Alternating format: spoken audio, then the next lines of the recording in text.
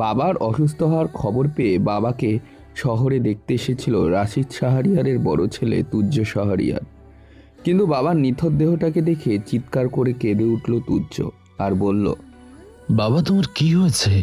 তুমি কথা বলো, আমি যে তোমাকে দেখতে এসেছি। তারপর সেখানে উপস্থিত এক ভদ্র মহিলার দিকে তাকিয়ে তুর্য বলল, মালকিন, আমার বাবার কি হয়েছে? আমার বাবা কথা বলছে না কেন?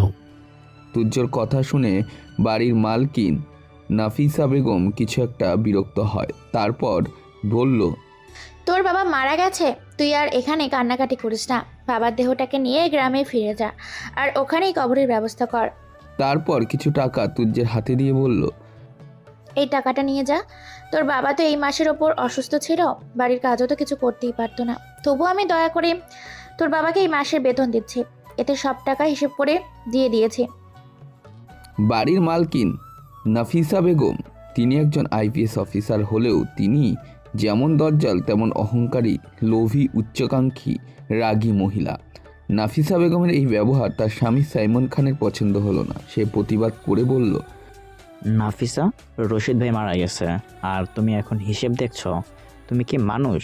একটা মানুষ যখন মারা যায় তার প্রতি ন্যূনতম সহানুভূতি দেখাতে হয়, আর তুমি সেখানে।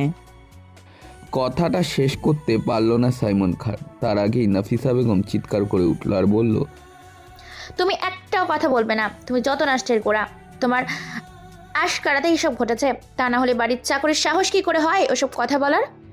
স্ত্রীর ভয়ে সাইমন খান কোনো কথা বলল না। সে জানে তার স্ত্রী কীরকম চরিত্রের মানুষ। সাইমন চৌধুরীর পাশে দাঁড়িয়ে থাকা 11 বছরের এক কিশোরী এক দৃষ্টিতে তাকিয়ে আছে এক বাবা হারানোর অসহায় ছেলেটির দিকে। সে কিছু বলতে চাইছে কিন্তু বলতে পারছে না। ওদের কথা শুনে তুর্য উঠে বসলো। সে সাইমন খানকে উদ্দেশ্য করে বলল, স্যার, আমাদের জন্য আপনাদের মধ্যে ঝগড়া হোক, আমি তা চাই না। তারপর তুর্য 1 মাসের বেতন নাফিসা বেগমের হাতে তুলে দিয়ে বলল, মালকিন, এই টাকাটা রেখে দিন।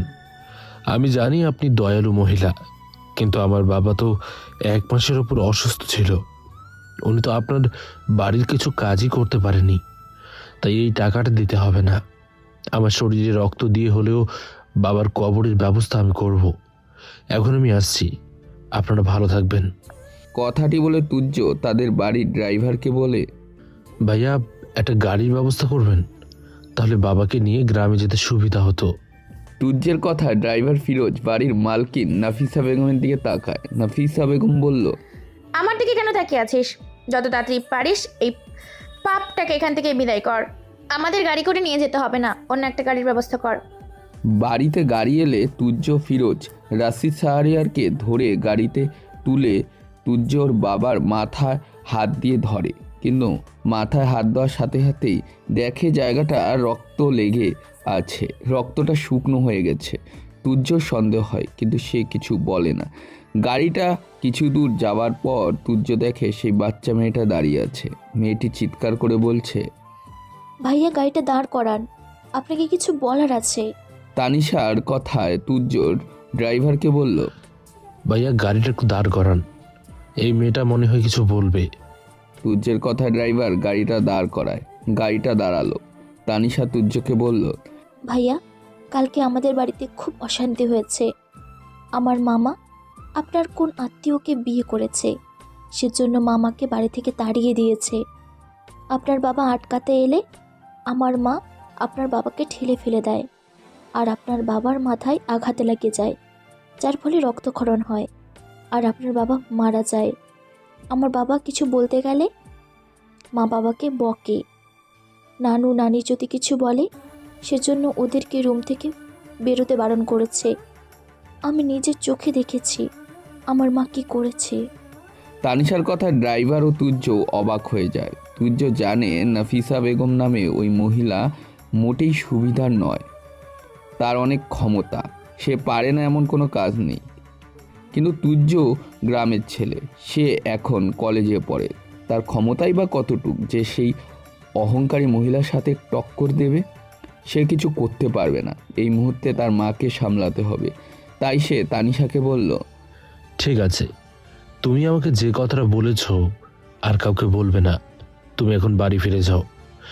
আমি কিছু করতে পারবো না, আর করলেও আমি তো আমার বাবাকে ফিরে পাবো না। তুজ্জের কথায় তানিশা মাথা নেড়ে সম্মতি দেয়।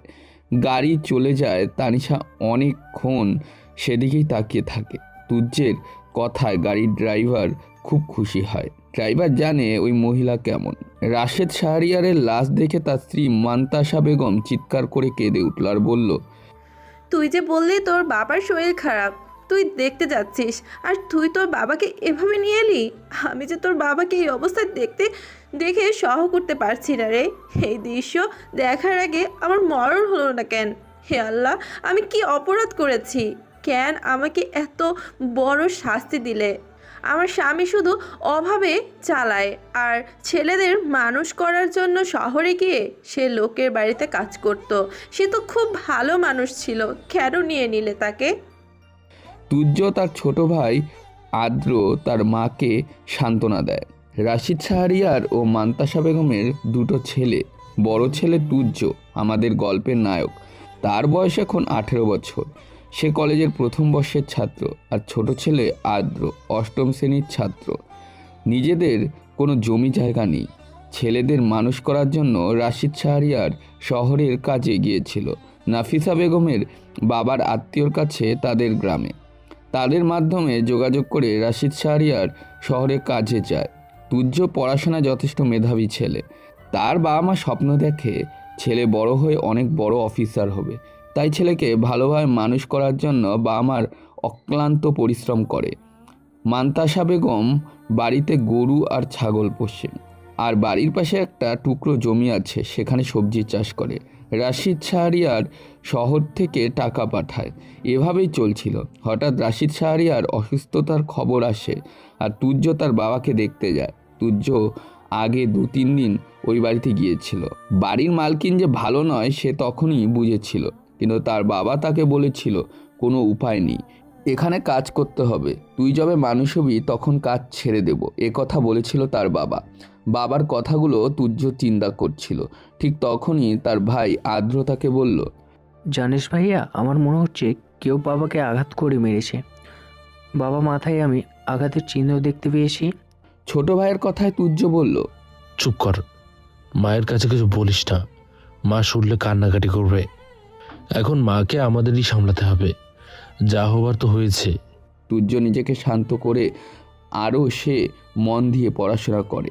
দেখতে দেখতে কেটে গেল 10টা বছর। এখন তুজ্জ একজন অফিসার। খুব সকালে ফোনের রিংটনে ঘুম ভাঙে তুজ্জ শাহরিয়ারের। ঘুম ঘুম চোখে সে ফোনের স্ক্রিনে তাকিয়ে দেখে হেড অফিস থেকে তার ফোন এসেছে। সে সাথে সাথে ফোন রিসিভ করে আর বলল, আসসালামু আলাইকুম স্যার, কেমন আছেন? ওয়ালাইকুম আসসালাম, আলহামদুলিল্লাহ। তোমাকে একটা দায়িত্ব দেবো বলে ফোন করলাম। কি দায়িত্ব স্যার, বলেন আমাকে। তোমাকে একটা সিক্রেট মিশনে পাঠাবো। তুমি 3 মাস ওখানে থাকবে। 3 মাসের মধ্যে তোমাকে সাকসেস হয়ে আসতে হবে। যদি আসতে পারো তাহলে তোমার প্রমোশন হবে। স্বরাষ্ট্র দপ্তর থেকে আমার কাছে ফোন এসেছিল। আমি 4 জন অফিসারের নাম পাঠিয়েছিলাম, কিন্তু ওরা তোমাকে দায়িত্ব দেওয়ার কথা বলেছে। কারণ এর আগে যে সমস্ত দায়িত্ব তোমাকে দেওয়া হয়েছিল প্রতিটা কেস তুমি দক্ষভাবে সামলেছ এবং সফল হয়েছ। সেই তথ্য যাচাই করে ওরা তোমাকে সিলেক্ট করেছে। কোথায় যেতে হবে স্যার, আর কি দায়িত্ব পালন করতে হবে? কাল সকাল 10টার মধ্যে অফিসে চলে এসো। কাল সব তোমাকে বুঝিয়ে বলবো, আর পরশুদিনই তুমি সেখানে যাবে। Okay sir. তারপরের দিন তুজ্জ সকাল 10টার মধ্যে অফিসে আসে। তুজ্জকে দেখে অফিসার রাকিব রহমান বলল, তোমার জন্য অপেক্ষা করছি। তোমাকে কিছু দায়িত্ব দেব। এক লিডি আইপিএস অফিসারকে জব্দ করতে হবে তোমাকে। তার শয়তানি মুখোশটা খুলে দিতে হবে তোমার। রাকিব রহমানের কথা শুনে তুজ্জ বলল, স্যার, আপনার কথা ঠিক বুঝতে পারছি না, আমাকে পুরো ঘটনাটা খুলে বলুন। তোমাকে বোঝাও বলেই তো ডেকেছি। আগে আমার কথা শুনো, তবে তো তুমি কথা বলবে। রাকিব রহমান তুজ্জকে লেডি আইপিএস অফিসার নাফিসা বেগমের সমস্ত কুকীর্তি খুলে বলল। কিভাবে তিনি তার প্রফেশনকে অপব্যবহার করছে, কলেজের ছেলেমেয়েদের ড্রাগ সাপ্লাইয়ের কাজে লাগাচ্ছে, এমনকি বিদেশি ক্লায়েন্টকেও খুশি করার জন্য ছোট ছোট মেয়েদের তাদের কাছে পাঠায়। একটা নেটওয়ার্কের মাধ্যমে সে কাজ করে। পুলিশ প্রশাসন তাকে সমীহ করে চলে। কিন্তু কিছুদিন আগে একই গ্রাম থেকে 18 জন যুবক যুবতীকে খুঁজে পাওয়া যাচ্ছে না। সেই গ্রামের মানুষজন একত্রিত হয়ে একটা এনজিও সাহায্য নিয়ে রাষ্ট্র দপ্তরে অভিযান করে। রাষ্ট্রমন্ত্রক থেকে নির্দেশ দেওয়া হয় পুলিশ অফিসার রাকিব রহমানকে। তারপর রাকিব রহমান 4 জনের নাম পাঠায়। তার মধ্যে তুজ্জ রহমান বেস্ট হয়। অফিসার তুজ্জকে দায়িত্ব দেওয়ার জন্য ডেকে পাঠায়। রাকিব রহমানের কথা শুনে তুজ্জ কিছুক্ষণ চুপ করে বসে থাকে। তার বাবার কথা মনে পড়ে যায়। কত কষ্ট দিয়েছে ওই মহিলা। তার বাবাকে তুজ্জকে চুপ করে বসে থাকতে দেখে। রাকিব রহমান বলল, তুমি কি চিন্তা করছো তুজ্জ আলমের কেসটা নিয়ে? আলমের কেসটা আমি অন্য কোনো অফিসারকে দিয়ে দিচ্ছি। তোমাকে এখন এই দায়িত্ব নিতে হবে। আর সময় খুব কম, 3 মাস। এই 3 মাসের মধ্যে আমার পজিটিভ রেজাল্ট চাই। রাকিব রহমানের কথা শুনে তুজ্জ বলল, স্যার, আপনি বিশ্বাস করে আমাকে দায়িত্ব দিচ্ছেন, আমি চেষ্টা করব। তারপর রাকিব রহমান তুজ্জকে কি করতে হবে সব কিছু বুঝিয়ে বলল। তুজ্জ খানভিলার সামনে দাঁড়িয়ে আছে অনেকক্ষণ থেকেই, বাড়িটা পর্যবেক্ষণ করছে।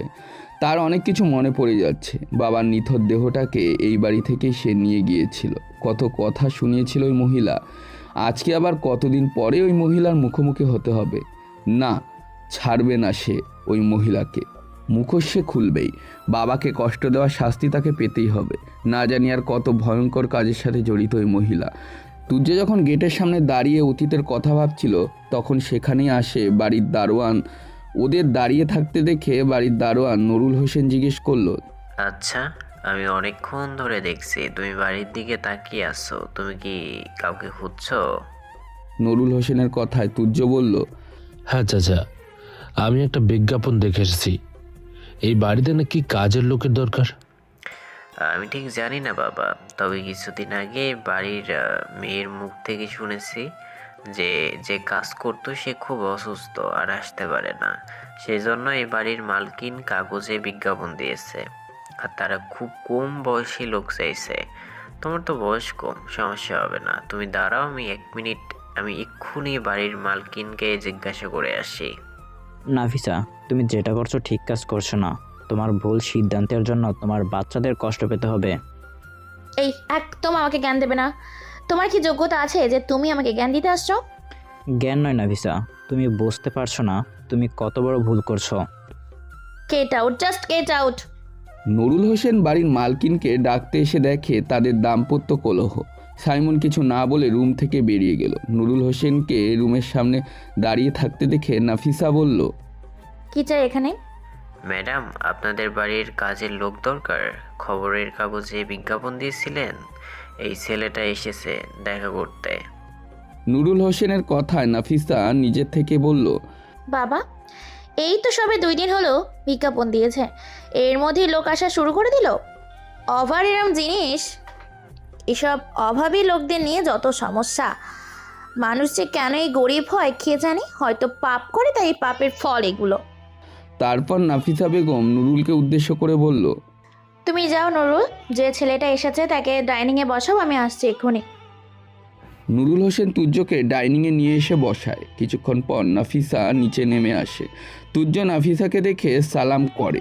নাফিসা ওকে ইশারায় বসতে বলে। তারপর জিজ্ঞেস করে, বাহ, তোমাকে দেখতে তো খুব সুন্দর, একদম সুপুরুষ। তুমি তাহলে আমাদের বাড়ির কাজের জন্য এসেছ? হ্যাঁ ম্যাডাম। তোমার নাম কি? তুর্য সাহারিয়া। তোমার বয়স কত? ম্যাডাম, মুখ্য সূক্ষ্ম মানুষ, বয়স তো জানি না। মা বলেছিল যে বছর আমার নানি মেলায় গিয়ে হারিয়ে গিয়েছিল, তারপর অনেক খোঁজাখুঁজির পর তার খোঁজ পাই। আমি তখন 2 মাসে। তুজ্জের কথা শুনে নাফিসা বেগম হাসতে থাকে আর হাসতে হাসতে বলে, সেটা কবে, কত সালে? মা তো কিছু বলেনি। মাকে বয়সের কথা জিজ্ঞেস করলে মা শুধু উঠাই বলে, তাই তো আমি বললাম। তুজ্জের কথায় নাফিসা বেগম বিরক্ত হয় আর বলে, ঠিক আছে, বুঝতে পেরেছি, আর কিছু বলতে হবে না। মূর্খ মানুষেরা অত হিসাব জানে না। তবে তোমাকে দেখে মনে হয় তোমার বয়স বেশি নয়। সে যাই হোক, আমি কম বয়সী একটা ছেলেই চাইছিলাম। এর আগে যারা কাজ করেছে সবাই মোটামুটি বয়স হয়েছিল। একজন তো এখানে থাকতে একটা অসুস্থ হয়ে পড়লো, তারপর সে কম টাকা খরচ করিনি, তা প্রায় 10 বছর আগে। তার ছেলের আবার কি কথা, এখানে কাজ করার সময় সব কিছুই পেত, তবুও নাকি আমাদেরকে কিচ্ছু দিতাম না। অসুস্থ ছিল, কাজ করতে পারতো না, তবুও দয়া করে 1 মাসের বেতন বাকি ছিল, সেটাও দিয়েছিলাম। শখ করে ওই চাকরের ছেলে আমাকে টাকাটা ফেরত দিয়েছিল। এই বাড়িতেই অসুস্থ হয়ে মারা গেছে। আমি তো কোনো কালেই তাকে পছন্দ করতাম না, বাবা তাকে আশ্রয় দিয়েছিল। এত বাজে লোক ছিল, তারই খালাতো বোনকে জোর করে আমার ভাইয়ের সাথে বিয়ে দিয়েছে। আমার বাবা আমার এই ভাইয়ের কাজকে সমর্থন করেনি, তাই বাড়ি থেকে আমার ভাইকে তাড়িয়ে দিয়েছিল। কোনো সম্পত্তি তাকে দেয়নি, রাগে দুঃখে সব আমার নামে করে রেখেছিল। তারপর আবার প্রসঙ্গ পাল্টে বলল, সে যাকে, ওইসব পুরনো কথা মনে না করাই ভালো। আমাদের বাড়িতে তোমার সব কাজ করতে হবে, বাসন মাজা, রুম পরিষ্কার করা, বাজার করতে হবে তোমাকে।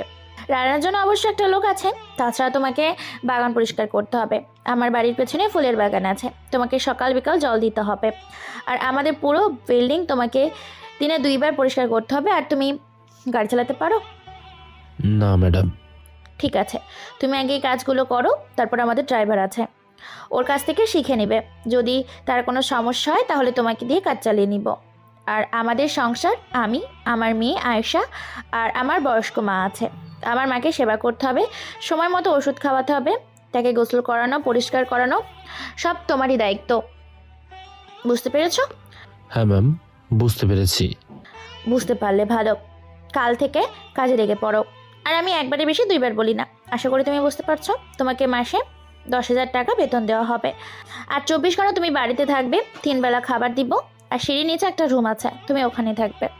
কথাটা বলে আর 1 মিনিট দেরি না করে নাফিসা বেগম বেরিয়ে যায়। দেখতে দেখতে 10টা দিন কেটে গেল। মা, তোমার কথা মতোই কাজ হচ্ছে। আশা করি খুব তাড়াতাড়ি আমরা সাফল্য পাবো। তুই নীরবের সাথে কথা বলি, বাকিটা আমি সামলে নিব। ও তো আবার এখন সব কিছুই অস্বীকার করছে। অস্বীকার করেও কোনো উপায় নেই, সব তথ্য প্রমাণ আমার কাছে। মামের কথাবার্তা রুম পরিষ্কার করতে করতে শুনতে পাচ্ছিল তুর্য। সে বিষয়টা অনুধাবন করতে পারছিল না। কাল রাত বাড়ি ফিরেছে নাফিসা বেগমের বড় মেয়ে আয়েশা। 10 দিনের জন্য বন্ধুদের নিয়ে দার্জিলিংয়ে গিয়েছিল। এতক্ষণে তুর্যকে দেখেনি। কালকে অনেক রাতে বাড়ি ফেরায় সে ঘুমিয়ে পড়েছিল। খাবার টেবিলে খেতে বসে তার লক্ষ্য পড়ে রুম থেকে তুর্য বেরোচ্ছে। তুর্যকে দেখে আয়েশা তার মাকে বলল, মা, এত সুন্দর ছেলেটা বুঝি বাড়িতে কাজ করে? আয়েশার কথা শুনে নাফিসা একবার তুর্যর দিকে তাকালো, তারপর বলল, হ্যাঁ রে, তোকে বলেছিলাম না চাচা খুব অসুস্থ আর এখানে আসতে পারবে না। আমার একটা খুব লোক দরকার ছিল, সেজন্য কাজের বিজ্ঞাপন দিয়েছিলাম। তুই যেদিন যাস তারপরের দিনই আসে। খুবই গরিবের ছেলে, গ্রামে বাড়ি, পড়াশোনা জানে না, তাই আমি ওকে নিয়োগ করলাম। এরা যত বোকা হবে তত আমাদের লাভ হবে। কিন্তু মা, তোমার চাকরকে দেখে মনে হয় না উনি পড়াশোনা জানে না। দেখতে তো খুবই সুন্দর, হ্যান্ডসাম। আরে বাড়ি চাকরির দিকে অত নজর দিতে হবে না, দায়িত্ব দিয়েছি সেটা পালন করে ওখান থেকে অনেক রাজপুত্র আসবে। মায়ের কথায় আয়েশা হাসতে থাকে। নাফিসা বেগম একজন আইপিএস অফিসার। ওনাকে এলাকার প্রতিটা মানুষ ভয় পায়। ওনার দ্বারা এমন কাজ নেই যে উনি পারে না। উনি ওনার প্রফেশনকে অনেক সময় ঢাল হিসেবে ব্যবহার করেন। ওনার স্বামী সাইমন খান একজন পরিবেশ বিজ্ঞানী। উনি খুব শান্ত, ভদ্র, উদার প্রকৃতির মানুষ। নাসিফার বাবা পেশায় একজন শিক্ষক ছিলেন, আর সাইমন খান নাফিসার বাবার সবচেয়ে প্রিয় ছাত্র ছিল। তার বাবাই পছন্দ করে নাফিসাকে সাইমনের সাথে বিয়ে দিয়েছিল। সাইমন খানদের ফ্যামিলি অনেক বড় ছিল। তারা 4 ভাই, সবাই একসাথেই থাকতো। কিন্তু নাফিসা নিজের মতন করে বড় হয় তার শ্বশুর বাড়িতে। কারো অনুত্যাগ সে স্বীকার করতে পারত না। এই নিয়ে শ্বশুরবাড়ির প্রতিদিন অশান্তি লেগেই থাকতো। তারপর একদিন স্বামীকে বুঝিয়ে 2 বাচ্চা নিয়ে সে বাপের বাড়িতে চলে আসে। নাসিমা বেগম 2 ভাই বোন। তার ভাই হালিম বাড়ির অমতে এক গরিব অশিক্ষিত মেয়েকে বিয়ে করেছিল বলে তাকে তার বাবা বাড়ি থেকে তাড়িয়ে দিয়েছিল। তার জীবনদশায় সে আর তাকে ঢুকতে দেয়নি। তুর্যের বাবার খালাতো বোনকে বিয়ে করেছিল নাফিসা বেগমের ছোট ভাই হালিমা। নাফিসা বেগমকে তার বাবা অনেক ভালোবাসতো। যেহেতু তার বাবা তার ভাইকে বাড়ি থেকে তাড়িয়ে দিয়েছিল, তাই সে বাবাকে বলে পরবর্তীকালে সমস্ত সম্পত্তি নিজের নামে করে নেয়। নাসিফা বেগমের মা এখন অসুস্থ, তার সাথেই থাকে তার 2 মেয়ে। বড় মেয়ে আয়েশা, বয়স 25 বছর, একজন মডেলিং। আবার মাকে তার বিজনেস কাজে সাহায্য করে, সেই সাথে নানা রকমের অসামাজিক কাজের সাথে যুক্ত। আর ছোট মেয়ে তানিশা 21 বছর বয়স, এখন অনার্স 2য় বর্ষের ছাত্রী। বড় মেয়ে আয়েশা অনেকটা মায়ের শিক্ষায় বড় হয়েছে, মায়ের মতন অহংকারী, দজ্জাল, ভয়ঙ্কর। কিন্তু ছোট মেয়ে তানিশা সম্পূর্ণ তার বিপরীত। নাফিসা বেগমের স্বামী সাইমন খান আলাদা বাড়িতে থাকে। 2 মেয়ে, বড় মেয়ে থাকে মায়ের সাথে আর ছোট মেয়ে থাকে বাবার সাথে। তানিশা আজকে তার বাবাকে বলছে, বাবা, তুমি তো মায়ের সাথে দেখা করতে গিয়েছিলে, মা কি বলল? মেয়ের কথায় সাইমন খান মেয়েকে বলল, তোর মা আমার কথা শুনবে। আমার যতটুকু বোঝানোর আমি ততটুকু বুঝিয়েছি, আর আমরা কিছু করার নেই। জেনে বুঝে যদি কেউ সাপের গর্তে হাত দেয়, সেখানে ছোবলতে খেতেই হবে। আমি আর কি করব বল? আজ 27 বছর আমাদের বিবাহিত জীবন, কিন্তু 17 বছর পর আমরা আলাদা হয়ে যাই। তুই সবসময় আমার কথা শুনতিস, তাই তোর মা তোকে পছন্দ করতো না। তোর দায়িত্ব আমাকে দিয়েছিল, কিন্তু আয়েশা তোর মায়ের মতো, তাই ওকে নিজের কাছে রেখে দিয়েছিল। বাবা, আপু আজকে আমাদের কলেজে গিয়েছিল, যদিও আমার সাথে দেখা হয়নি। আমার মনে হচ্ছে ইউনিয়ন লিডার সিরাজের সাথে ওর কিছু কালেকশন আছে, কারণ আমার এক বান্ধবী তমা ওদের দুজনকে কথা বলতে দেখেছে। ছোট মেয়ে তানিশার কথা শুনে সাইমন খান দুঃখ করে বলল, কি বলবো বল? দেখিসনি আমি সেদিন তোর মাকে কত বুঝিয়েছিলাম, কিন্তু তোর মা আমার কোনো কথাই গুরুত্ব দিল না। এই মহিলাকে থামানো শক্ত আছে, আমি পারবো না। তোর নানু যে কী জিনিস আমার ঘরে চাপিয়ে দিয়েছে, আমি তো হাড়ে হাড়ে টের পাচ্ছি। ওর জন্য আমি অনেক কিছু হারিয়েছি। আমার পরিবার থেকে আমি দূরে সরে গেছি। আমার মা কত কান্নাকাটি করে, কিন্তু ওই মহিলা আমার মায়ের কাছে আমাকে যেতেই দিত না। যেই মা আমাকে মানুষ করলো, যে ভাইয়েরদের ভালোবাসা আমি বড় হলাম, যে বাড়ি আমার কাছে সবচেয়ে বেশি প্রিয়, আমার পরিবার, সব কিছু আজকে আমি ওই মহিলার জন্য হারিয়েছি। আমার ইনকাম কম বলে এখন তোর মা আমাকে গুরুত্ব দেয় না। তবু আমি শঙ্খপথে থেকে রোজগার করি, আর তোর মা প্রতিনিয়ত আমাকে কথা শোনাতো। যখন আমাদের বিয়ে হয় তখন তোর মা চাকরি পায়নি। তারপর চাকরি পাওয়ার পর আমাকে তো আর স্বামী হিসেবে কোনো গুরুত্বই দিল না। অপমানে অবহেলায় এই বাড়িতে পড়ে থাকতাম। সে ততটাই যন্ত্রণা হয়েছিল, যতটা করতে না পেরে তোকে নিয়ে এই ভাড়া বাড়িতে উঠে আসি। ওই মহিলার জন্য সব কিছু হারিয়েছি। আজ আমি নিঃস্ব, একমাত্র তুই আমার বেঁচে থাকার অবলম্বন। তুই আর যাই করিস, কখনো তোর মাকে অবলম্বন করিস না। এভাবে আসবে, সমস্যা থাকবে, কিন্তু মনের জোরে মোকাবিলা করতে হবে। কখনো ভেঙে পড়বি না। আমি শুধু ভাবি, তোর নানু একজন শিক্ষক ছিল, তার মেয়ে এরকম ক্যারেক্টারলেস কী করে হতে পারে? আমার তো মাঝে মাঝে অবাক হয়ে যায়। কথাটা বলতে বলতে সাইমন খান একটা দীর্ঘ নিঃশ্বাস ফেলল। তানিশার বাবার বুকে হাত দিয়ে বাবাকে বলল, বাবা, তুমি চিন্তা করো না, আমি কখনোই মা আর আপুর মতো হব না। তোমার মতো আমি একজন পরিবেশ বিজ্ঞানী হব। তুমি দেখবে বাবা, এই পরিবেশের উন্নতির জন্য আমি কাজ করব, তোমার পথ অবলম্বন করব, আর আমি কখনোই কোনো অবস্থাতেই তোমাকে ছেড়ে যাব না। ছোট মেয়ের কথায় সাইমন খান হাসল, তারপর মেয়েকে জড়িয়ে ধরে বলল, কিন্তু মা, মেয়ে যখন হয়েছ, তখন তো একদিন না একদিন পরের বাড়ি যেতেই হবে। সারা জীবন তো তুই আমার এই বুকের মধ্যে আর থাকবি না। সে যখন হবে হবে বাবা, এখন তো হচ্ছে না।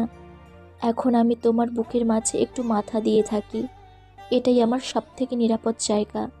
বাবা, তুমি আমার বেস্ট বাবা। তোর মা যেমন শ্বশুর বাড়ি ছেড়ে বাপের বাড়ি পড়ে আছে আর সবাইকে দাপট দেখাচ্ছে, আমি আশা করি তুইও কিন্তু ওই রকম হবি না। শ্বশুর বাড়িতে সবাইকে মানিয়ে চলবি। বাবার কথা শুনে তানিশা তার বাবাকে বলল, কাউকে অভিযোগ করার সুযোগ দেব না। এদিকে তুজ্জোর মা মনোয়ারা বেগমের শরীরটা কয়েকদিন ধরেই ভালো নয়। সে তার ছোট ছেলে আদ্রকে বলল, আদ্র, তুই তোর ভাইয়াকে একবার আসতে বল, আমার শরীরটা ভালো লাগছে না। কতদিন আমি ছেলেটাকে দেখিনি। ঠিক আছে মা, আমি ভাইয়াকে ফোন করব। তার আগে আমি তোমাকে ডাক্তারের কাছে নিয়ে যাব। তুমি বড্ড অবুঝ, কেন যে ডক্টরের কাছে যেতে চাও না আমি বুঝতে পারি না। ওষুধ খেতে আমার ভালো লাগে না, কত ওষুধ খাবো? ভাইয়া যদি জানতে পারে তাহলে কিন্তু বকাবকি করবে। ভাইয়া আমাকে বলেছে তোমাকে যেন কোনো অযত্ন না হয়, তাই তো ভাইয়া আমাকে তোমার কাছে থাকতে বলেছে। এবার তুমি যদি কিছু করো তাহলে আমি ভাইয়াকে বলবো তুই মাকে নিয়ে তোর কাছে রেখে দে, মা আমার কথা শুনছে না। আদ্রর কথায় তার মা মনোয়ারা বেগম বলল, না না, আমার গ্রামের মানুষ, এই খোলামেলা বাতাস আমার সবচেয়ে প্রিয়। আমি শহরে গিয়ে থাকতে পারবো না। তাছাড়াও স্বামী শ্বশুরের ভিটে ছেড়ে কোথায় যাব বল? তারপর তোর বাবা শহরে কাজ করতে গিয়ে ওর যা অবস্থা হয়েছিল, আমার তো সেসব চিন্তা করলেই মাথা কাজ করা বন্ধ করে দেয়। আমি এখানে বেশ আছি, আমি তোর ভাইয়ের কাছে যাব না। আদ্রর মা মনোয়ারা বেগম গ্রামে থাকে। সে কখনোই শহরে আসতে চায় না। শহর তার ভালো লাগে না, তার দম বন্ধ হয়ে আসে। তার স্বামী দীর্ঘদিন শহরের লোকের বাড়িতে কাজ করত। মান্তাসা বেগমের 2 বাচ্চা আর শাশুড়িকে নিয়ে গ্রামের বাড়িতেই থাকতো। তুর্য আদ্র তবুও মাঝে মাঝে শহরে এসে তার বাবার কাছেই থাকতো, কিন্তু মান্তাসা বেগম কখনোই আসেনি। তারপর শহর থেকে যখন তার স্বামী নিথর দেহটা গ্রামের বাড়িতে আসে, সেসব দেখার পর থেকেই শহরের মানুষের প্রতি তার একটা ভীত জন্মায়। মন থেকে সে ভয় দূর করতে পারে না। আদ্র এবছর গ্র্যাজুয়েশন কমপ্লিট করেছে। সে আবার চাকরির চেষ্টা করছে। তার বাবা লোকের বাড়িতে কাজ করে যতটুক টাকা পেত সবটাই সে গ্রামের বাড়িতে পাঠিয়ে দিত। আর আদ্র ও তুর্য ছিল গ্রামের মধ্যে সব থেকে মেধাবী স্টুডেন্ট। আজকে আদ্র একটা কাজের জন্য কোম্পানিতে ইন্টারভিউ দিতে এসেছে। কোম্পানির বস তার সিভি চেক করে এবং আদ্রকে বলল, আপনার সব কিছু ঠিক আছে। আমাদের এই কোম্পানি বিভিন্ন জায়গায় প্রোডাক্ট সেল দেয়। আপনাকে এই ডেলিভারি কাজ করতে হবে। প্রথম দিকে স্যালারি একটু কম হবে, আস্তে আস্তে বাড়তে থাকবে। আপনি গ্রামের বাড়ি থেকে যাতায়াত করতে পারেন। পরবর্তীকালে আপনাকে কোম্পানির জন্য কোম্পানি অন্য জায়গায় পাঠাতে পারে, তখন সেখানে থাকা খাওয়ার ব্যবস্থা কোম্পানি দেবে। আমাদের কোম্পানি আপনাকে প্রমোশন দেবে 2 বছর পর। তারপর তখন আপনাকে কোম্পানি থেকে কোয়ার্টার দেওয়া হবে। এখনই 2 বছর আপনাকে এভাবে কাজ করতে হবে। আর আমাদের কোম্পানির একটা শর্ত আছে। সত্যের কথা শুনে আদ্র বলল, স্যার কি সত্য? যদি টাকা ঘুষ লাগে আমি কিন্তু দিতে পারবো না। আমি গ্রামের গরিব ছেলে। আমার বয়স যখন 14 বছর তখন আমার বাবা মারা যায়। খুব কষ্ট করে আমার মা আমাকে 2 ভাইকে মানুষ করেছে। ভাইয়া এসবে চাকরি পেয়েছে, তাই আমার পক্ষে কোনো টাকা দেওয়া সম্ভব নয়। আদ্রর কথা শুনে রাজীব হু হু করে হেসে ফেলল। তারপর বলল, আরে আমাদের কোম্পানিতে কাজ করার জন্য কোনো টাকা লাগে না। 2 বছরের জন্য আপনি চুক্তিবদ্ধ হবেন। আমাদের কোম্পানি ছাড়া অন্য কোনো জায়গায় কাজ করতে পারবেন না, নাই জব ছাড়তে পারবেন। যদি তা করেন আইন অনুযায়ী ব্যবস্থা নেওয়া হবে, জেল জরিমানা দূরে ধার্য করা হবে। মনে রাখবেন, আমাদের কোম্পানির এমডি নাফিসা বেগম, উনি একজন আইপিএস অফিসার। ওনার ক্ষমতা কতটা উনি কাউকেই ছেড়ে দেন না।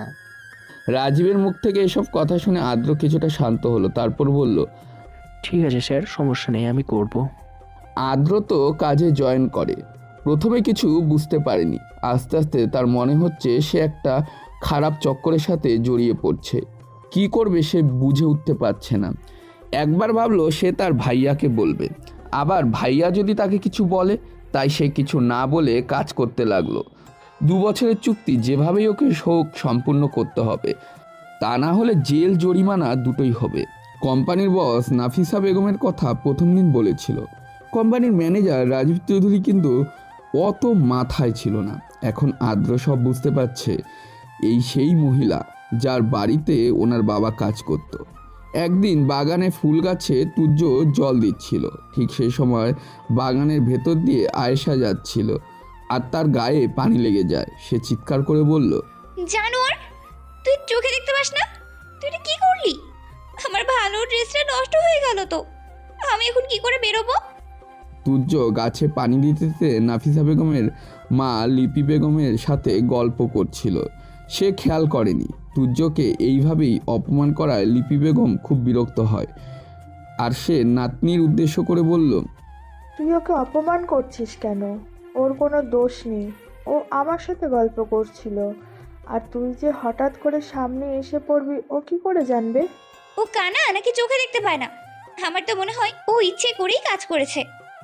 আয়েশার কথায় তুর্য বলল, ম্যাডাম সত্যি বলছি, আমি আপনাকে দেখিনি।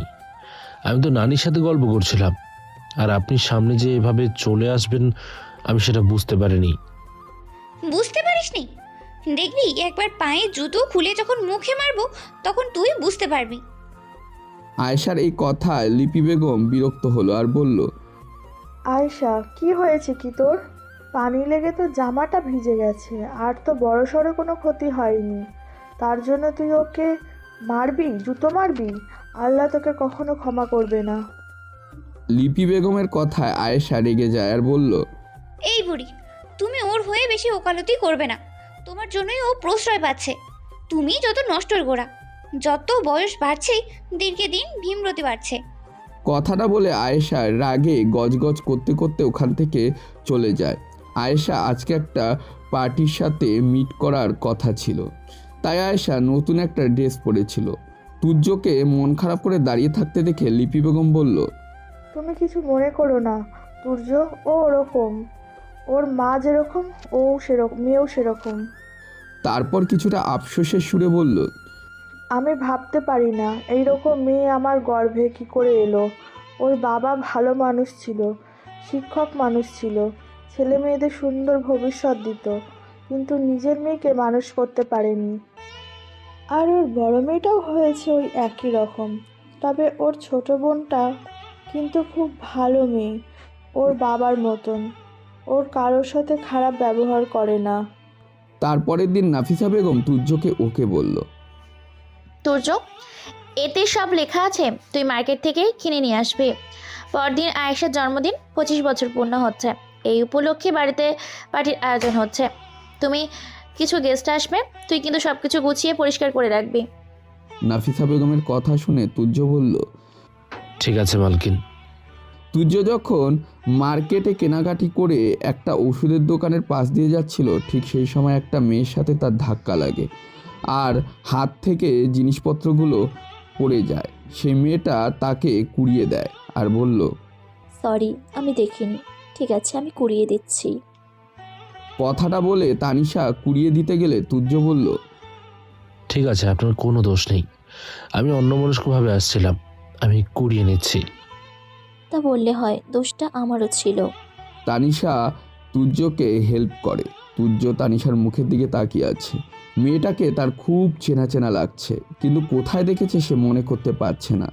তারপরের দিন আয়েশা জন্মদিনের পার্টিতে, সেখানে তানিশাও আসে। তুর্যর দায়িত্ব ছিল সবাইকে শরবত দেওয়া। তুর্যকে দেখে তানিশা বলল, আরে আপনি এখানে? তার মানে আপনি আমার মায়ের বাড়িতে কাজ করেন? তানিশার কথায় তুর্য কিছু বলতে যাবে, ঠিক তার আগে আয়েশা সেখানে আসে আর তানিশাকে উদ্দেশ্য করে বলে, এই, তুই ওর সাথে কি কথা বলছিস? আপু, একে আমি চিনি, কিছুদিন আগে। কথাটা শেষ করতে দিল না, তার আগে আয়েশা তানিশাকে বলল, চিনিস তো কি হবে, ও আমাদের বাড়িতেই কাজ করে, বাড়ির চাকর। কথাটা বলে আয়েশা তানিশাকে সেখান থেকে টেনে নিয়ে যায়। তানিশা যেতে যেতে তুর্যর দিকে তাকিয়ে থাকে। তুর্য সে নিজের কাজে মন দেয়। বিদেশি কিছু ক্লায়েন্ট বাড়িতে এসেছে, তার সাথে তানিশাকে আলাপ করিয়ে দেয়। তার মধ্যে রাজীবও ছিল আর বলল, তোমরা এর সাথে আলাপ করো, আমার ছোট বোন তানিশা। আয়েশার কথায় রাজীব একবার তানিশার পা থেকে মাথা পর্যন্ত ভালো করে স্ক্যান করে নিল। তারপর তানিশাকে উদ্দেশ্য করে বলল, কেমন আছো তানিশা? আলহামদুলিল্লাহ, ভালো আছি। তোমার আপুর মুখ থেকে তোমার অনেক গল্প শুনেছি। তোমাকে দেখার খুব ইচ্ছে ছিল, আজকে আলাপ হয়ে গেল। তোমার সাথে কথা বলতে চাই। তোমার ফোন নাম্বারটা দেবে আমায়? কেন, ফোন নাম্বার নিয়ে কি করবেন? রাত জেগে গল্প করতাম। রাজীবের কথায় তানিশা বলল, সরি স্যার, আমার পার্সোনাল নম্বর কাউকে দেই না।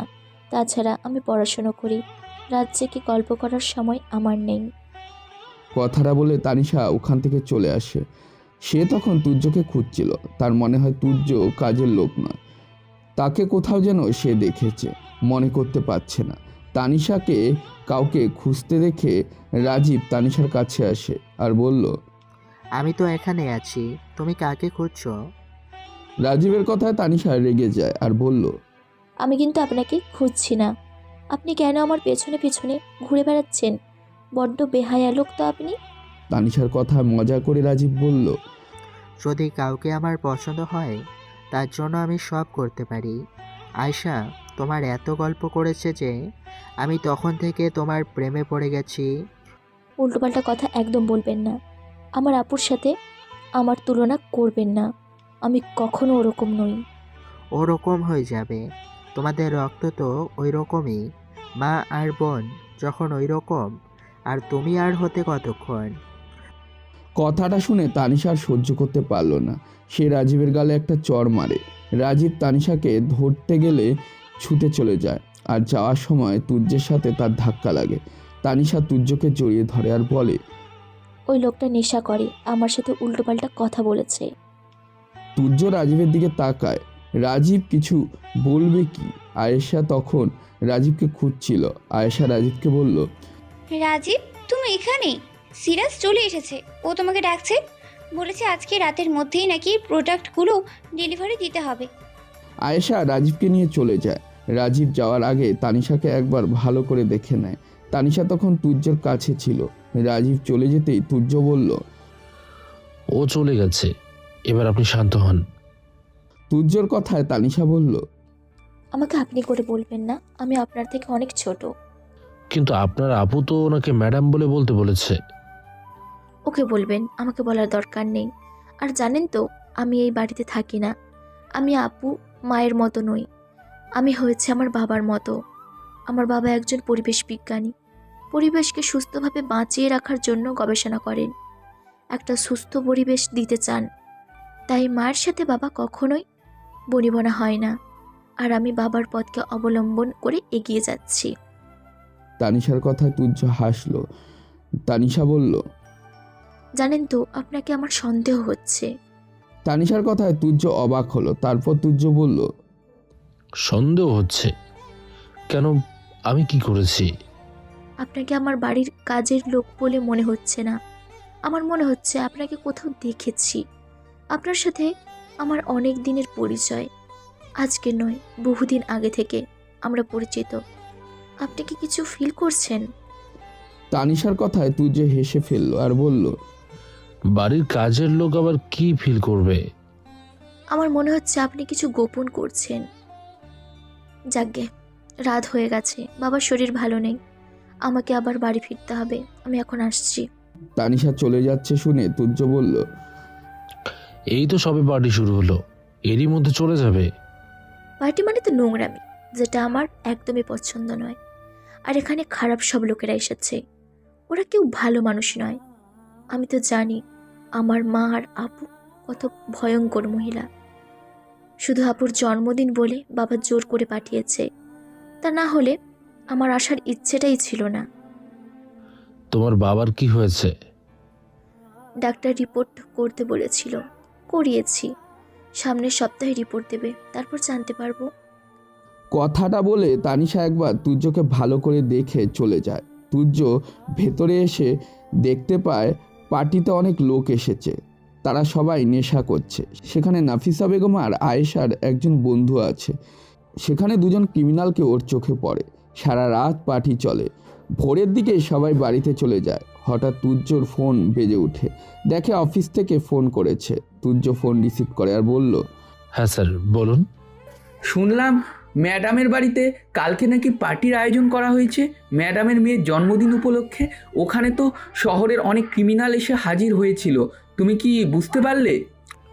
হ্যাঁ স্যার, সব কিছু বুঝতে পেরেছি, আর সব ভিডিও করা আছে। আমি সময় মতো পাঠিয়ে দেব। ঠিক আছে, আর আয়েশাকে বলে মেয়েটার দিকে একটু খেয়াল রেখো। ঠিক আছে স্যার। শুধু খেয়াল নয়, বিশেষভাবে খেয়াল রাখবে, ওর সাথে আমার পুরনো কিছু হিসাব আছে। কিসের হিসাব? ওই মেয়েটা আমার ভাইয়ের জীবনটা শেষ করে দিয়েছে, অনেক ক্ষতি করেছে ও আমার ভাইয়ের। ওই মেয়ের জন্য আমার ভাই আত্মহত্যা করতে চলেছে। কি বলছেন স্যার? তোমাকে সব কিছু বলার আগে তুমি মিশন সাকসেস করো। ওই মা মেয়ে আর ওর পুরো টিমকে আমার চাই। ওরা যে কত নিরহ মানুষের ক্ষতি করেছে তার হিসেব নেই। এখন রাখছি, পরে আবার ফোন দেব। কথাটা বলে রাকিব রহমান ফোনটা কেটে দেয়। তুর্য মনে মনে বলল, ওই মহিলা আইপিএস অফিসার শুধু আমার নয়, মানুষের জীবন শেষ করে দিয়েছে। মেয়ে তো মনে হয় এই বয়সে মাকেও ছাপিয়ে চলে গেছে। রাকিব রহমান একমাত্র ভাই শান্ত রহমান। শান্ত তখন ইঞ্জিনিয়ারিং পড়ছিল। তার থেকে 2 বছরের জুনিয়র ছিল আয়েশা। রাকিব রহমানের খালাতো বোনের বান্ধবী ছিল আয়েশা। শান্ত খালার বাড়িতে গিয়েছিল আর ওখানে আয়েশার সাথে আলাপ হয়। প্রথম দেখেই ওকে ভালো লেগে যায়। শান্ত আয়েশাকে প্রস্তাব দিয়েছিল, আয়েশা রাজি হয়ে যায়। রাকিব ও শান্ত 2 ভাই, তাদের কোনো বোন ছিল না, তাই খালাতো বোন মিমকে খুব ভালোবাসতো ওরা 2 ভাই। শান্তদের আর্থিক অবস্থা খুব ভালো ছিল, সেটা জানতো আয়েশা। মাত্র 6 মাসে তাদের রিলেশন টিকে ছিল। এই 6 মাসে আয়েশা বিভিন্ন কথা বলে শান্তর থেকে কয়েক লক্ষ টাকা হাতিয়েছে। শান্ত কখনো কিছু বলেনি। আয়েশার মা যে কাজ করে সে কথা শান্তকে কখনোই বলেনি। আয়েশার স্বপ্ন ছিল সে মডেলিং করে সাকসেস হবে। শান্ত তাকে কখনো বাধা দেয়নি, কিন্তু শান্তর সাথে সম্পর্কের মাঝে সে এক অন্য পুরুষের সাথে সম্পর্কে জড়িয়ে পড়ে। শান্তের বন্ধু তৌফিকের মাধ্যমে জানতে পারে সেটা। শান্ত নিজেও বুঝতে পারে আয়েশা তাকে ইগনোর করছে। সে আয়েশার সাথে দেখা করতে চেষ্টা করে, কিন্তু আয়েশা দেখা করে না। কন্ট্যাক্ট করলে ফোন কেটে দেয়। শান্ত ডিপ্রেশনে চলে যায়। সে মন থেকে আয়েশাকে ভালোবেসেছিল। আয়েশার ছলনা সে বুঝতে পারেনি। তারপর বাড়িতে এসে সিলিং ফ্যানে নিজের মায়ের শাড়ি দিয়ে আত্মহত্যা করে। এই ঘটনায় শান্তর মা খুব ভেঙে পড়ে। রাকিবের তখন ট্রেনিং চলছিল, সে দিল্লিতে ছিল। ভাই আত্মহত্যা করেছে শুনে সে বাড়িতে আসে, কিন্তু কিছু জানতে পারে না। শান্তের সকল বন্ধুদের সাথে কথা বলল, কিছু বুঝতে পারে না। তারপর ঘরের আলমারি থেকে শান্তর ডায়েরি খুঁজে পায় আর ওখান থেকেই সেসব জানতে পারে। খালাতো বোন মিমকে জিজ্ঞেস করলে মিম সব সত্যি ঘটনা বলে দেয়। এই ঘটনার পর থেকে আয়েশার সাথে মিমের বন্ধুত্ব শেষ হয়ে যায়। রাকিবের খুব রাগ থেকে যায় এই পরিবারের উপর। তার কাছে ক্রিমিনালের মধ্যে আয়েশার ছবি পাঠায়। সে একটু অবাক হয়ে যায়, কারণ নাফিসা বেগম একজন আইপিএস অফিসার। তার মেয়ে কি করে এরকম দুর্নীতি করতে পারে? পরে জানতে পারে শুধু আয়েশা নয়, লেডি আইপিএস নাফিসা বেগম দুর্নীতির সাথে যুক্ত। তিনি কি করে কাজ করছেন তা তথ্য প্রমাণ তাদের কাছে চলে আসে। সেই সুযোগই খুঁজছিল। তারপর রাষ্ট্রত্ব দপ্তরের কাছে ওদের নামে হাজারো অভিযোগ জমা পড়ে। সে কলেজে ড্রাগের সাপ্লাই করে, মেয়েদেরকে মডেলিংয়ের নাম করে বিভিন্ন ক্লায়েন্টের কাছে রাত কাটানোর বাধ্য করে। আর যদি তার কথা না শোনা হয় তাহলে সে ভয় দেখায়। আর সবাই জানে উনি একজন আইপিএস অফিসার, ওনার অনেক ক্ষমতা, তাই ভয়ে কিছু বলে না। সব মেয়েরাই তার কথা শুনতে বাধ্য হয়। আজকে আদ্র তার বান্ধবী নিশির সাথে ঘুরছিল, হঠাৎ রাজীবের চোখে পড়ে। সে তখন কিছু বলে না। আদ্র তাদের পাড়ার একটা মেয়েকে ভালোবাসে, তার নাম নিশি। সে কলেজে পড়ে। খুব ছোট থেকেই ওরা একে অপরকে ভালোবাসে। বাড়ির কেউই জানে না বিষয়টা। ওরা ঠিক করেছে আদ্র কিছু কাজ পেয়ে গেলে তারপর ওরা বাড়ির লোকজনকে জানাবে। আদ্র আজকে বেতন পেয়েছে এবং সে তার প্রেমিক নিশিকে নিয়ে ঘুরতে এসেছে। নিশি আদ্রকে বলছে, দেখো আদ্র, বাড়ি থেকে বিয়ের কথা বলছে। তুমি তো ভালো চাকরি পেয়ে গেছো, এবার তুমি আমার সাথে দেখা করো। যে কাজটা করি একটা ভালো চাকরি নয়, কিছুদিন পর আমি কাজটা ছেড়ে দিব। অন্য একটা জায়গায় কথাবার্তা চলছে। মা বলছিল আগে ভাইয়া বিয়ে দিবে, তারপর আমি করব। তাছাড়া তুমি তো এখন কলেজে পড়ছো, এতে সব 18 পূর্ণ হলো। এরই মধ্যে কেন তোমার বিয়ে দিতে হবে? আমি তো বাড়ির লোককে বোঝাচ্ছি, কেউ শুনছে না। আমার দাদি অসুস্থ, তার নাচ জামাই দেখার খুব ইচ্ছা হয়েছে, সেজন্য সে আমার বিয়ে দিতে চাইছে। আর যেহেতু আমার একটা ছোট বোন আছে, তাই বাবা মা বলছে 2টো মেয়ে মাথায় মাথায় হলে বাবা মা চিন্তা হবে, সেজন্য আমার বিয়ে দিতে চাইছে। ঠিক আছে, আমি মাকে পাঠাবো তোমাদের বাড়ি। কথা বলে আসবে যাতে তোমার বিয়ে এখন না দেয়। বাড়ির লোককে জানিয়ে দেবে? যদি দরকার পড়ে জানিয়ে দিতে হবে, কিছু তো করার নেই। আমি তো আমার ভালোবাসাকে হারাতে পারবো না। তোমাকে ছাড়া আমি কিছুই ভাবতে পারি না। 2 বছর অপেক্ষা করো, আস্তে আস্তে সব ঠিক হয়ে যাবে।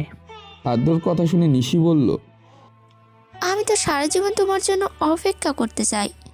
আমিও তোমাকে ছাড়া ভাবতেই পারি না।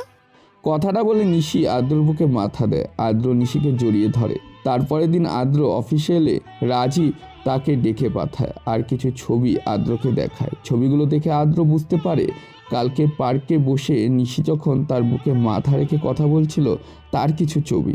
রাজীব আদ্রকে বলল, তোমার প্রেমিকা কিন্তু খুব সুন্দর, খুব মিষ্টি একটা মেয়ে। আমার খুব ভালো লেগেছে। তুমি সম্পর্ক করছো, অসুবিধে নেই।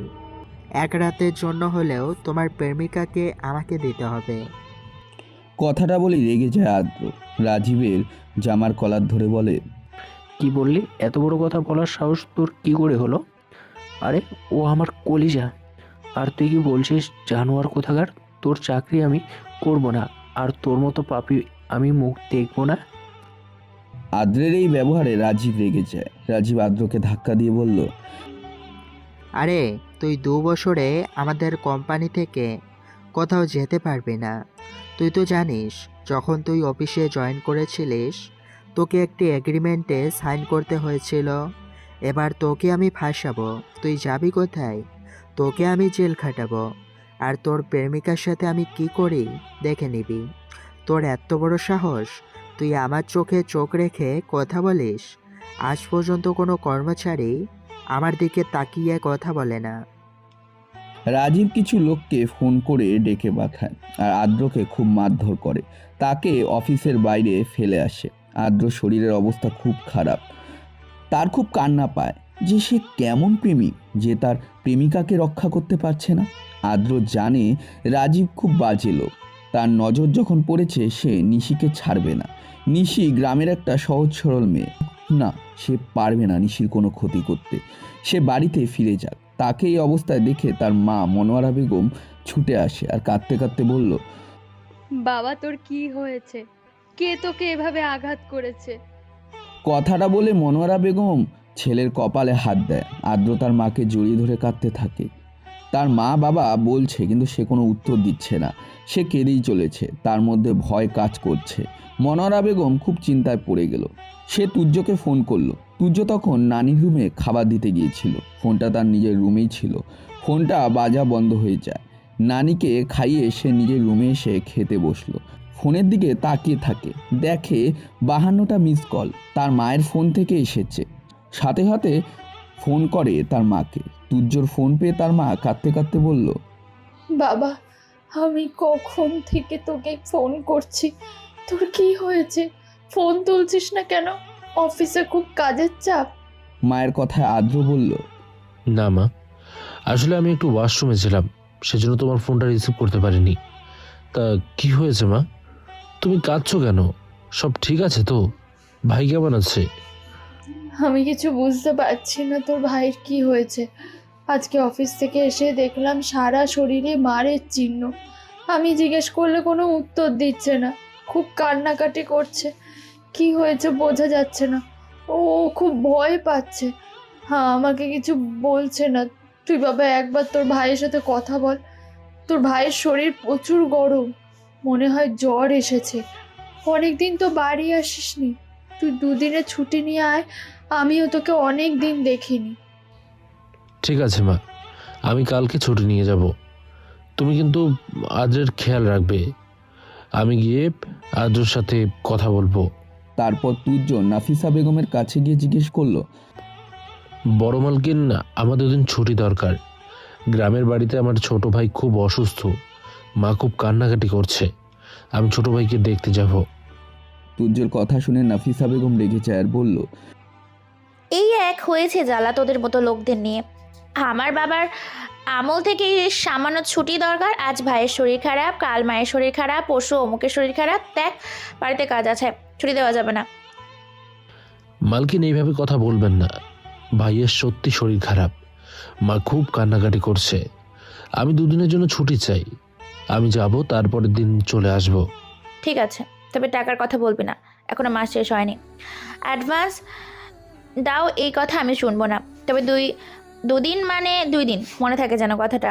আর সেটা যেন 3 দিন না হয়। আমার একটা মিটিং আছে, আমাকে দিল্লি যেতে হবে। আজকে রাতে ফ্লাইটে যাব, পরশু ফিরে আসবো। ওখান থেকে ফিরেই আমি তোকে দেখতে পাই। আমার মায়ের শরীর ভালো না, তাই যাওয়ার আগে চারুকে বলে যাবি ও যেন মায়ের দিকে খেয়াল রাখে। ঠিক আছে বড় মালকিন। 2 দিনের ছুটি নিয়ে তুর্য গ্রামের বাড়িতে আসে। দেখে আদ্র শুয়ে আছে। তুর্যর ভাইয়ের কাছে যায় আর আদ্রর কপালে হাত দিলে আদ্রর ঘুম ভেঙে যায়। সে দেখে তার সামনে তার ভাই বসে আছে। সে ভাইয়া বলে চিৎকার করে। ভাইকে জড়িয়ে ধরে তুর্য, ভাইকে সান্ত্বনা দেয় আর বলে, কান্নাকাটি করতে হবে না, আমি এসে গেছি। মা আমাকে ফোন করেছিল, তুই নাকি কোনো কারণে ভয় পাচ্ছিস। এবার বল কি হয়েছে? অফিসে কোনো ঝামেলা? এই তো চাকরি পেলি, এরই মধ্যে কিসের ঝামেলা সৃষ্টি করলি? তুর্যের কথা আদ্র বলল, আমি যে চাকরিটা পেয়েছি, চাকরিটা ভালো নয়, কোম্পানির বস ভালো না, ওদের কাজকর্ম প্রথমে বুঝতে পারিনি, কিন্তু এখন ভালো করে বুঝতে পারছি। ওরা আমাকে দিয়ে ড্রাগ সাপ্লাই করেছে। আমি বুঝতে পেরে ঝাপটা ঝেড়ে দিয়েছিলাম, কিন্তু কোম্পানির ম্যানেজার রাজীব চৌধুরী আমাকে বলেছে 2 বছরের আগে আমার চাকরি ছাড়া যাবে না। এই সত্ত্বে নাকি ওরা আমাকে বন্ডে সই করিয়েছিল। যদি ছেড়ে দিই তাহলে ওরা আইন শুধু ব্যবস্থা নেবে, এমনকি আবার জেলও হতে পারে। আদ্রর কথা শুনে তুর্য বলল, তার মানে তুই নাফিসা বেগমের কোম্পানিতে কাজ করিস? ওখানে আয়েশাও আছে? হ্যাঁ ভাইয়া, আর আয়েশা ম্যাম আসে। তাছাড়া আমাদের এমডি একজন আইপিএস অফিসার, তারও অনেক ক্ষমতা। এক বান্ধবীর মাধ্যমে আমি ওখানে ইন্টারভিউ দিয়েছিলাম, ওরা আমাকে সিলেক্ট করে। 7 দিনের মধ্যে আমি সব বুঝতে পারি, কিন্তু আমার কিছু করার নেই। কোম্পানির সত্য অনুযায়ী 2 বছর চাকরি করতেই হবে। তারপর আদ্র তুর্যকে রাজীব কি বলেছিল নিশির ব্যাপারে সে সব ঘটনা খুলে বলল। সব শুনে তুর্য বলল, ঠিক আছে, তোকে চিন্তা করতে হবে না, তুই তো আমাকে সব কিছু বললি। তুই যেমন কাজ করছিস করবি। নিশির দায়িত্ব আমার, ও আমার ছোট বোন, ওর কোনো ক্ষতি আমি করতে দেব না। আর তুই যে আমাকে কথাটা বলেছিস, তুই ওদেরকে বলবি না। ওরা যা বলবে শুনবি। তোর সাথে সব সময় আমার লোক থাকবে, ওর উপর নজর রাখবে। ভাইয়া, তোমার লোক বলতে তুমি কি কাজ করো? ওটা এখন সিক্রেট, এই মুহূর্তে বলা যাবে না।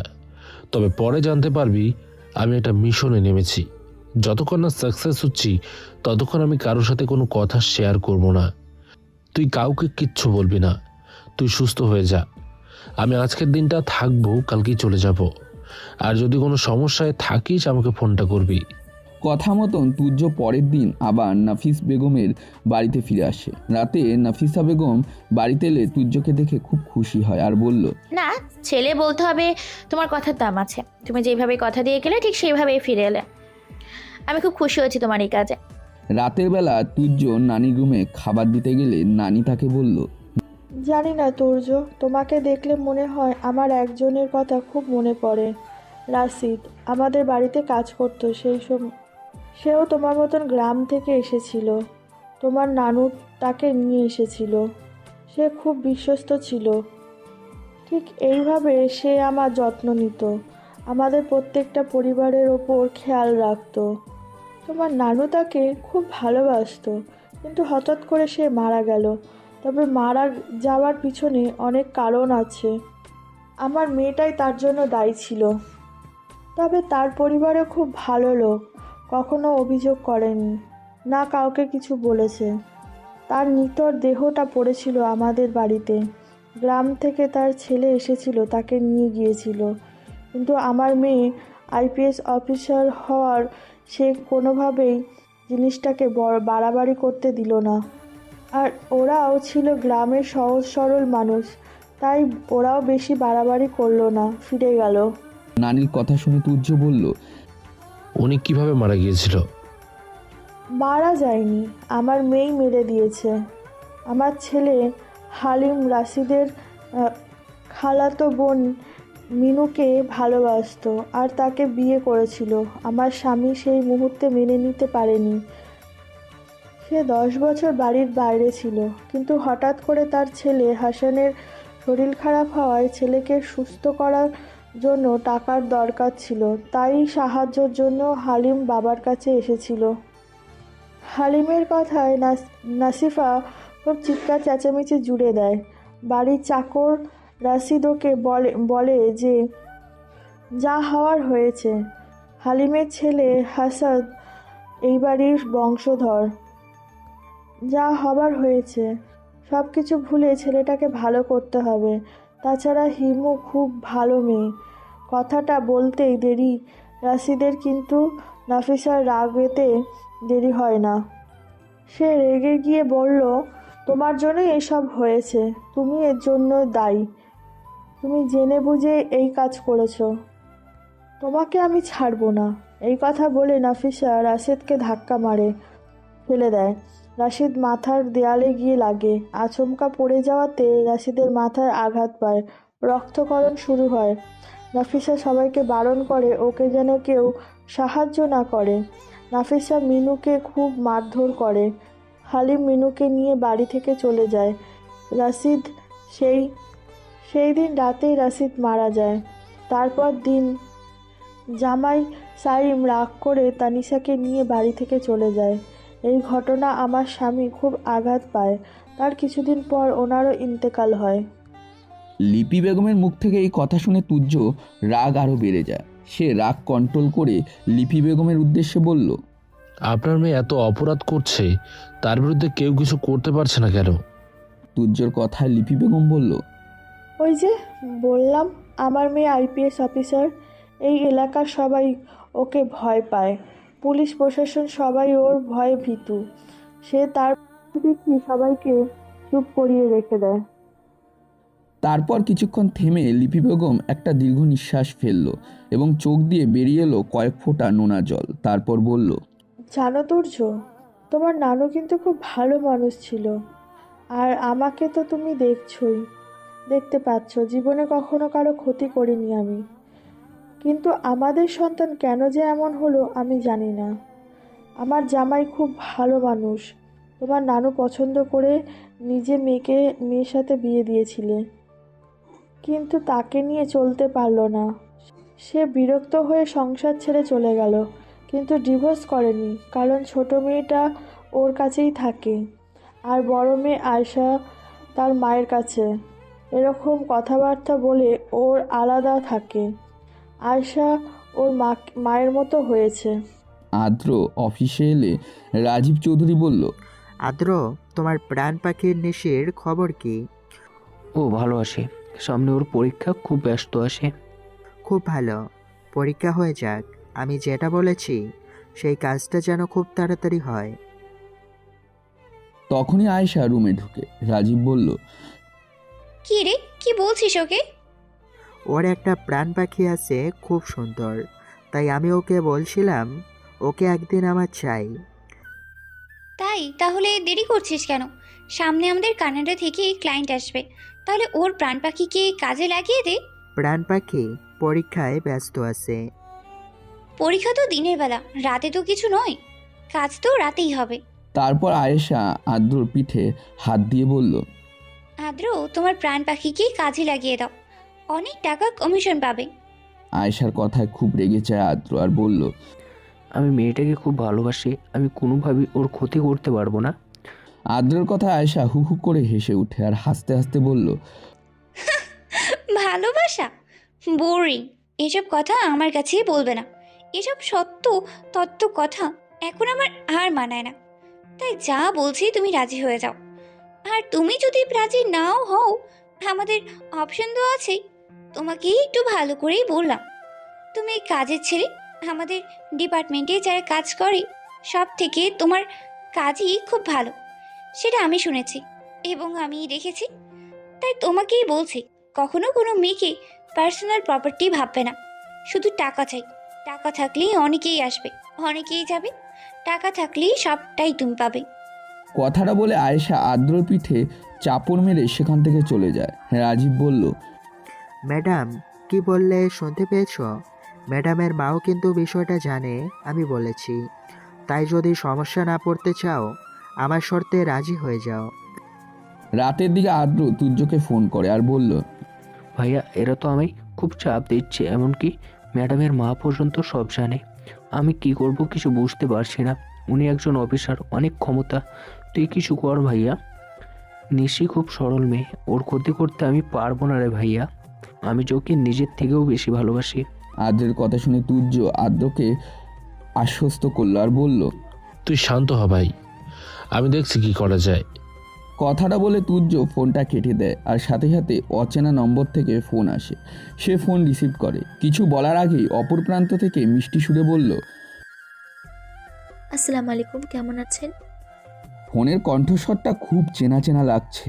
সে বুঝতে না পেরে তুর্য বলল, ওয়ালাইকুম সালাম, আলহামদুলিল্লাহ। আপনি কে বলছেন? আমি তানিশা, আমাদের মালকিনের ছোট মেয়ে। চিনতে পারছেন এবার? তানিশার কথা বুঝতে পেরে তুর্য বলল, বুঝতে পেরেছি ম্যাডাম, কিন্তু আমাকে ফোন করেছেন কেন? আমি আপনাকে বলেছি আমাকে আপনি বলার দরকার নেই। আর ফোন করেছি তার কারণ আমার বাবা তোমার সাথে, সরি, আপনার সাথে কথা বলতে চেয়েছেন। যদি একবার আমাদের বাড়িতে আসেন খুব ভালো হয়। তানিশার কথা বুঝতে পেরে তুর্য বলল, সরি বলার দরকার নেই, এবার থেকে তুমিও আমাকে তুমি বলেই ডাকবে। আর ঠিক বুঝতে পারলাম না কেন তোমার বাবা আমার সঙ্গে দেখা করতে চাইছে। তা তো জানি না, তবে আমার মনে হয় আমার মুখে তোমার কথা শুনে তোমাকে বাবার ভালো লেগে গেছে, তাই হয়তো দেখতে চেয়েছেন। তুমি কিন্তু না করবে না। আমার বাবা খুব অসুস্থ, বাবার কিডনির সমস্যা হয়েছে, ডায়ালিসিস চলছে। তাই বলছিলাম অসুস্থ ব্যক্তিকে নিরাশ করতে নেই। একবার আসো না আমাদের এই কুঁড়ে ঘরে, আশা করছি ভালো লাগবে। তানিশার এই আবেদনে তুর্য সাড়া না দিয়ে পারল না। সে বলল, ঠিক আছে, বুঝতে পেরেছি, কিন্তু বড় মালকিন আমাকে ছুটি দিতে চায় না। ছোট ভাই অসুস্থ ছিল বলে দুদিনের ছুটি নিয়ে গ্রামে গিয়েছিলাম। এখন মনে হয় না ছুটি দেবে, তবে আমি চেষ্টা করব ছুটি ম্যানেজ করে কিভাবে যাওয়া যায়। তুর্যর কথা শুনে তানিশা বলল, আমার মায়ের ওখানে তোমায় কাজ করতে হবে না, তুমি চলে এসো আমাদের এখানে। বাবা তোমার কাজের ব্যবস্থা করে দেবে। বাবার এক বন্ধুর কোম্পানি আছে, ওখানে লোক নেবে। তুমি যদি রাজি থাকো তাহলে বাবা কথা বলবে। তানিশার কথায় তুর্য বলল, আমি শুনেছি মালকিনের সাথে সাহেবের সম্পর্ক ভালো নয়। এরপর যদি আমি মালকিনকে ছেড়ে সাহেবের কাছে যাই তাহলে মালকিন আমার নামে মামলা করবে। বুঝতে পারছো, আমরা গরিব মানুষ, আর এই মামলার চক্করে আমি যেতে চাই না।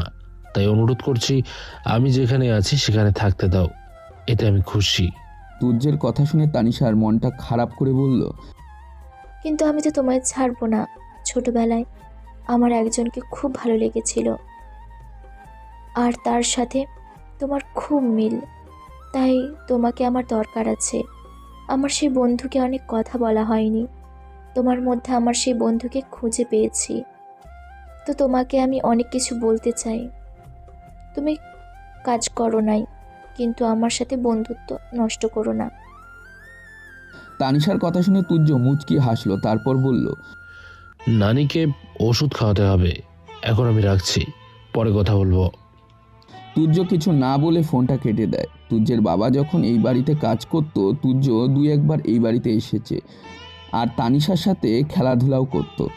যেদিন তুর্যর বাবার মৃতদেহকে আনতে এসেছিল সেদিন তানিশার খুব কষ্ট হয়েছিল, কিন্তু তুর্যকে সহ্য করতে পারত না আয়েশা এবং নাফিসা বেগম।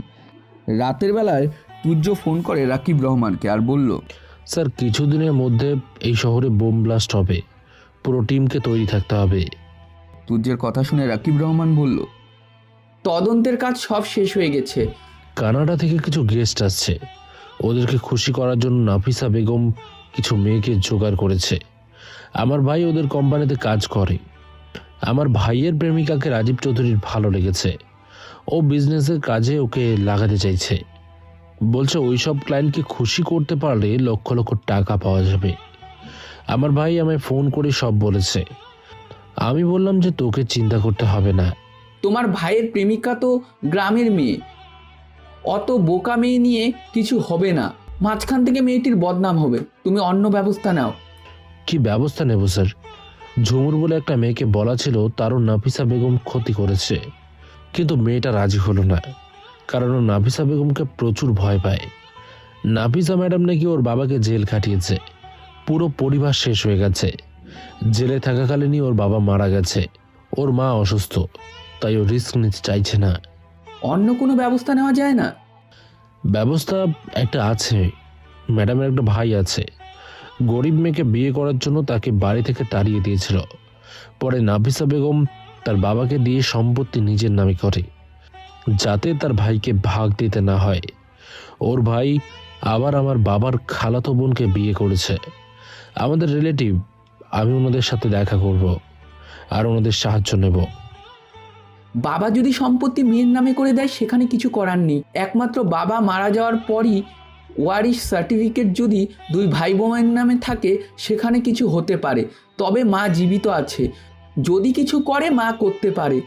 তোমার মুখে শুনলাম ওর মাও তো মেয়েকে পছন্দ করে না, উনি তো মেয়ের কাজকর্মে খুব বিরক্ত, ওর মার হেল্প নাও, তাহলে হয়তো কাজটা হয়ে যাবে। ঠিক আছে স্যার, আমি চেষ্টা করছি। নানির কাছে আমি ওদের ঠিকানা নিয়েছি, উনি নাকি ছেলের সাথে মাঝে মাঝে কথা বলেন, আমাকে বলেছে। তুমি কথা বলো, ওই ম্যাডামকে আর ছাড়া যাবে না। ঠিক আছে স্যার, 1 সপ্তাহের মধ্যে রেজাল্ট দেব। আমার এই বাড়িতে কাজ করতে ভালো লাগছে না, প্রায় 2 মাসের উপর হয়ে গেল। আপনি 3 মাস সময় দিয়েছেন স্যার, আমি আর অপেক্ষা করতে পারছি না। ওকে তুজ্জ, অল দ্য বেস্ট, কাজে লেগে পড়ো। তারপর তুজ্জ লিপি বেগমের রুমে গেলে লিপি বেগমকে রাতের বেলার খাবার দেবে বলে তুজ্জ বলল, নানি, আপনি সেদিন আমাকে বলেছিলেন আপনার একটা ছেলে আছে, হালিম তার নাম,